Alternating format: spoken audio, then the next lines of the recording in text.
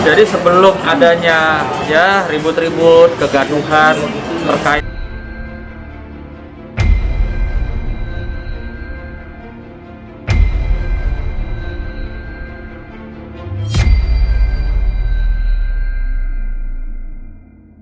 paling dekat sama Bu Didi, dan ternyata amanat itu atau niat itu pernah diucapkan juga ya. sama Bapak. Jadi gini.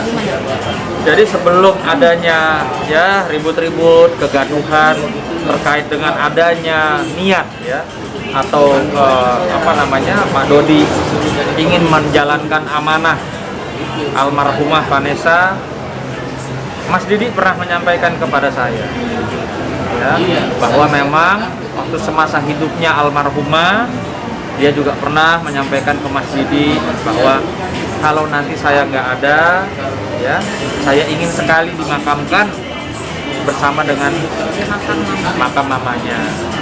Ini jauh hari sebelum ada peristiwa atau ya kegaduhan ya, saya bilang kegaduhan yang sebenarnya dibuat karena ini nggak ada yang tahu sebenarnya.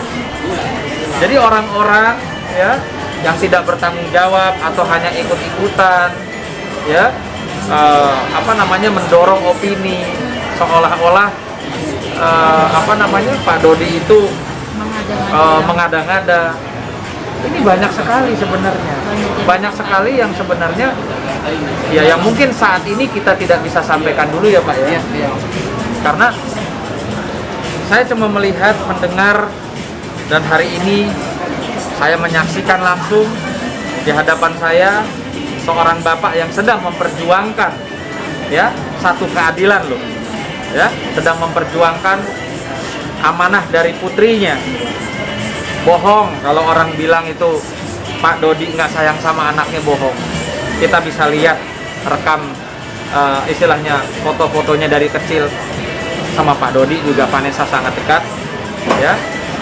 Kalau bicara masalah bapak dan anak, nggak usah jauh-jauh, nggak usah Pak Dodi, saya pun dengan Salma juga ya, itu hal yang sangat-sangat manusiawi ya. Untuk hubungan bapak dan anak itu tidak harus seperti apa yang kita lihat selalu harus harmonis, itu tidak. Tapi bukan berarti bapak ini jahat atau Vanessa tidak sayang sama bapak. Dan insya Allah bismillah saya nyatakan hari ini karena saya menyaksikan ya apa yang saya tidak pernah saksikan sebelumnya, air mata atau tangisan dari Pak Dodi terkait dengan persoalan yang dia hadapi. Artinya saya menilai ini sudah sesuatu yang tidak bisa dibiarkan ya, harus kita luruskan sehingga tidak menjadi polemik, tidak menjadi kegaduhan, dan tidak menjadi fitnah ya kepada seseorang. Dan pastinya saya berharap tidak menjadi tontonan yang tidak baik untuk masyarakat di Indonesia. Artinya ada hal-hal yang memang kita juga harus jaga ya. Alat-alat bukti kita siap, tapi kan kita tidak mau mengumbar ya, karena masih ada harapan bisa segala sesuatunya diselesaikan dengan baik. Dalam hal ini ada beberapa PR yang harus diluruskan, dituntaskan ya. Kalau secara hukum tentunya dengan rekan saya, kawan saya, sahabat saya, Bang Milano, itu nanti dari awal kan sudah mendampingi Pak Dodi.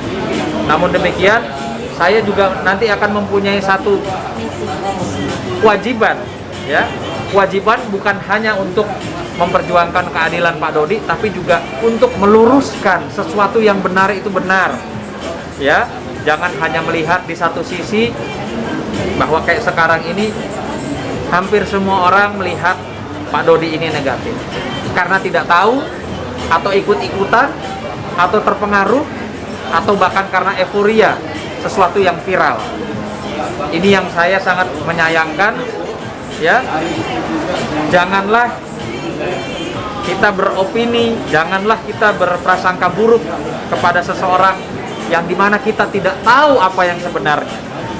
Nah, kehadiran saya tentunya saya akan menyampaikan hal-hal yang tidak seperti apa yang diberitakan atau yang disangkakan kepada Pak Dodi dan keluarganya.